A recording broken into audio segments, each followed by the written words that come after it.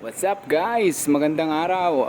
Sa bidyong ito, gagawa tayo ng wooden scabbard ng ating kitchen knife o kaya anong tawag dito? Kaluban ba?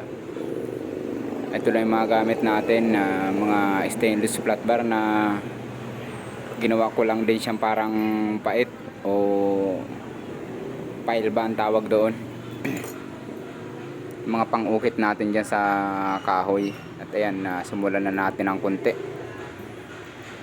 hanggang sa mapantay na natin yung pinakaloob ng kaluban o scabbard natin. Ayan, madalas kasi dala namin sa outing ang kitchen knife.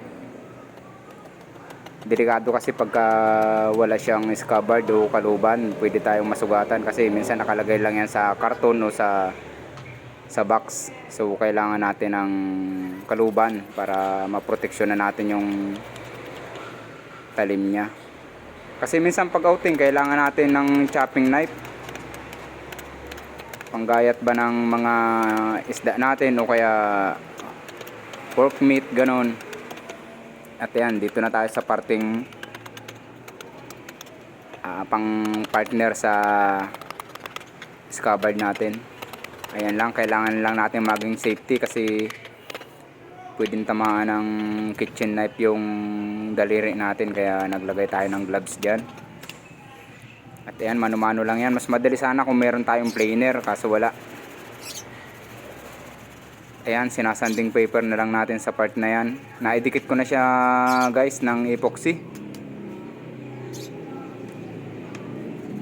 Pati yung pwede natin pagsuotan ng belt kung sakaling ilalagay natin siya sa may bewang natin. Ayun, yung may butas na yun, doon natin isusuot yung belt natin. Ayan na siya guys. Epoxy na lang ang ginamit ko para mas maganda yung dikit niya kumpara sa glue, super glue. At ayan, okay na siya guys. So safety na tayo, hindi na tayo masugatan kung kahit saan natin ilagay sa bag o sa box o sa karton man pag nag-outing tayo na kailangan natin magdala ng chopping knife. Okay na siya. At ito na yung finishing niya guys.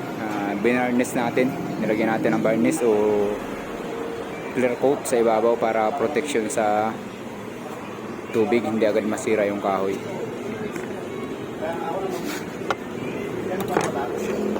So ayan guys, maraming salamat sa panonood. God bless.